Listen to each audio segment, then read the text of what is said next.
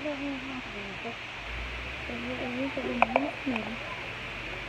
Para sair, eu não estou contando algumas coisas que aconteceram na minha escola antes.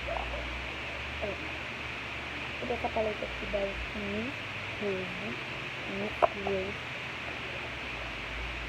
E eu abri aqui e eu tô com um espelho aqui, né?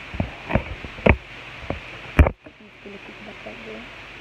Então, dá pra mostrar. Eu vou mostrar pra vocês que eu vou pegar. Vou ficar essa coisa aqui, ó. Ela é escura, só que bem dá pra ver. Gente, na minha vista aconteceu várias coisas. Então não sei qual que eu posso começar. Quando fica perto dele, porque já tá acabando o tempo. Daí eu vou fazer parte 2. Tô chegando perto 10, 8 minutos.